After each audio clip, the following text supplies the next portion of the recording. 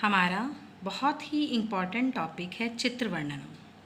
यह है 9th class और 10th क्लास दोनों के लिए ही बहुत इम्पॉर्टेंट टॉपिक है। यह है 5 मार्क्स 5 नंबर का आता है।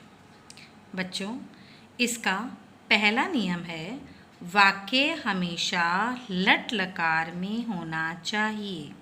लट लकार मतलब प्रेजेंट टेंस में हमेशा वाक्य होना चाहिए। दूसरा नियम है स्टूडेंट्स, कर्ता और क्रिया एक समान होना चाहिए। जैसा कर्ता होगा वैसी ही क्रिया होनी चाहिए। उदाहरण देखेंगे स्टूडेंट्स, क्लियर होगा। हमारा कर्ता है सा, तौ, ते, वह, वे दो, वे सब। मध्यम पुरुष में त्वम, युवाम, यूयम, तुम, तुम दो, तुम सब। उत्तम पुरुष में अहम, आवाम, वयम, मैं, हम दो, हम सब। स्टूडेंट्स ध्यान रखेंगे, मध्यम पुरुष और उत्तम पुरुष में हमारा पुल्लिंग और स्त्रीलिंग एक समान होता है। अगर मैं किसी बालिका से पूछती हूँ त्वम कुत्र गच्छसि, तो भी मैं त्वम का प्रयोग करूँगी। अगर मैं किसी बालक से पूछती हूँ त्वम कुत्र गच्छसि, तो भी मैं त्वम का प्रयोग करूँगी। लेकिन स्टूडेंट्स प्रथम पुरुष सा, तौ, ते, ये हमारा पुल्लिंग है। स्त्रीलिंग में होता है सा, ते, तः। नपुंसकलिंग में होता है तत्, ते, तानि। स्टूडेंट्स ये बहुत ही इम्पॉर्टेंट है आपका। जब भी आप अनुवाद करते हैं या चित्र वर्णन करते हैं तो आपको हमेशा कर्ता का ध्यान रखना है। पुल्लिंग में सा, तौ, ते, सा एकवचन में, तौ द्विवचन में, ते बहुवचन में। स्त्रीलिंग में सा एकवचन, ते द्विवचन, तः बहुवचन। नपुंसकलिंग में तत् एकवचन, ते द्विवचन, तानि बहुवचन। हमारी प्रथम पुरुष, मध्यम पुरुष, उत्तम पुरुष कर्ता हो गया। क्रिया भी हमारी ऐसे ही होती है, प्रथम पुरुष, मध्यम पुरुष, उत्तम पुरुष। एक वचन, द्विवचन, बहुवचन। पठति, पठतः, पठन्ति, पठसि, पठतः, पठत्, पठामि, पठावः, पठामः। स्टूडेंट्स अनुवाद करते समय या चित्रलेखन में वाक्य का प्रयोग करते समय कर्ता और क्रिया हमेशा समान वचन व समान पुरुष में होना चाहिए। उदाहरण देखिए, सः पठति, प्रथम पुरुष एक वचन, पठति प्रथम पुरुष एक वचन। वह पढ़ता है, तौ पठतः, वे दो पढ़ते हैं, ते पठन्ति, वे सब पढ़ते हैं। स्टूडेंट्स इसके बाद एक बहुत ही इम्पॉर्टेंट नियम है, आप ध्यान रखेंगे। पुल्लिंग में होता है एकः, स्त्रीलिंग में होता है एका, नपुंसकलिंग में होता है एकम। पुल्लिंग में द्वौ, स्त्रीलिंग में द्वे, नपुंसकलिंग में द्वे। पुल्लिंग में त्रयः, स्त्रीलिंग में तिस्रः, नपुंसकलिंग में त्रीणि। पुल्लिंग में चत्वारः, स्त्रीलिंग में चतस्रः और नपुंसकलिंग में चत्वारि। 1 से लेकर 4 तक पुल्लिंग, स्त्रीलिंग और नपुंसकलिंग में परिवर्तन होता है, लेकिन 5 से लेकर 100 तक कोई भी परिवर्तन नहीं होता। अर्थात 5 से लेकर 100 तक एक वचन, आपका पुल्लिंग, स्त्रीलिंग, नपुंसकलिंग एक समान होता है। एग्जाम्पल देखिए, अगर यहाँ पर बालकः है तो आप प्रयोग करेंगे एकः का, बालिका है तो आप प्रयोग करेंगे एका का, फलम है तो आप प्रयोग करेंगे एकम का। बालकौ है तो द्वौ का, बालिके है तो द्वे का, फले है तो द्वे का।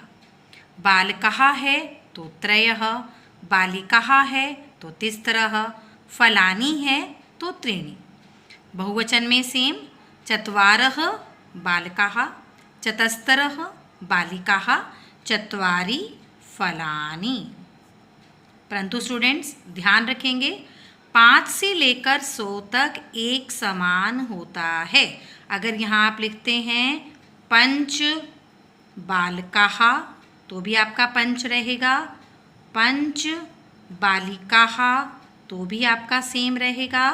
आप लिखते हैं पंच फलानी तो भी आपका सेम रहेगा। एक ये बहुत ही इम्पॉर्टेंट है, आप ध्यान रखेंगे, चित्रलेखन में इसका प्रयोग बहुत होता है। अनेके का प्रयोग करते हैं आप पुल्लिंग में, अनेकाः का करते हैं आप स्त्रीलिंग में, अनेकानी का करते हैं आप नपुंसकलिंग में। अगर आप पुल्लिंग देखते हैं चित्रलेखन में तो आप लिखेंगे बालकाः, अनेके बालकाः, अत्र अनेके बालकाः सन्ति।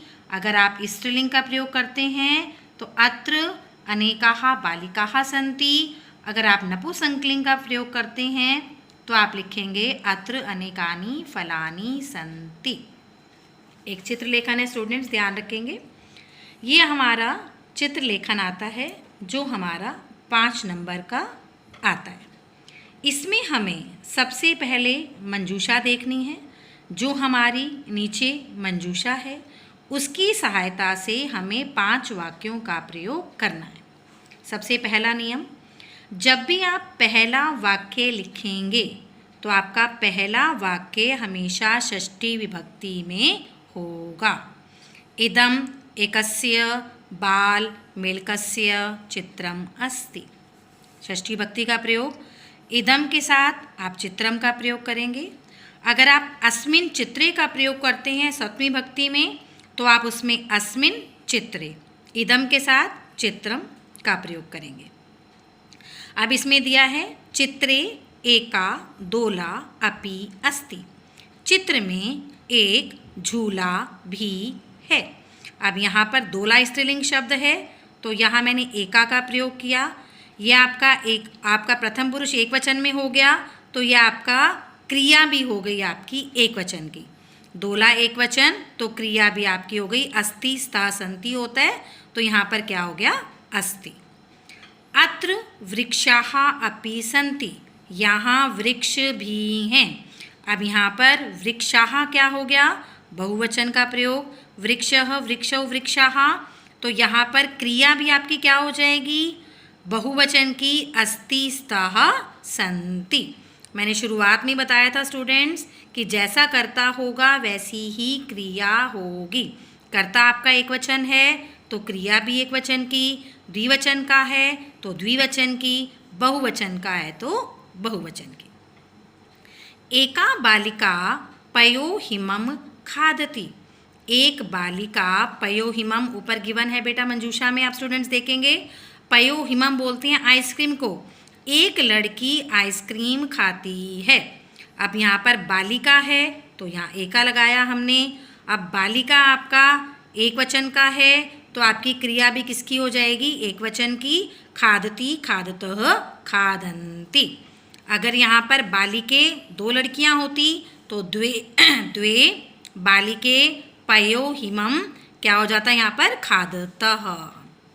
सर्वे बालकाः सभी बच्चे अति प्रसन्नाः सन्ति। सभी बच्चे बहुत ही खुश हैं। अब स्टूडेंट्स देखेंगे यहाँ बालकाः बहुवचन है तो इसीलिए मैंने क्रिया भी किसकी लगाई, बहुवचन की। आपने स्टूडेंट्स ध्यान रखना है, इन नियम के आधार पर आपने चित्रलेखन का प्रयोग करना है। वाक्य बनाते समय बहुत सिंपल सेंटेंस बनाइए। व्याकरण के आधार पर, ग्रामर के आधार पर आपका वाक्य शुद्ध होना चाहिए। ऐसा ज़रूरी नहीं है कि आपने बहुत ही बड़ा सेंटेंस लिखना है। बड़ा सेंटेंस लिखते समय आप गलतियां ज़्यादा कर सकते हैं। छोटे सेंटेंस बनाइए लेकिन वो आपके ग्रामर की दृष्टि से शुद्ध होने चाहिए। अर्थात कर्ता और क्रिया का ध्यान रखकर, विशेषण विशेष्य का ध्यान रखकर, मंजूषा का ध्यान रखकर आपने इसका प्रयोग करना है। Thank you students. Next video में मैं आपसे अगला टॉपिक शेयर करूंगी। Thank you so much.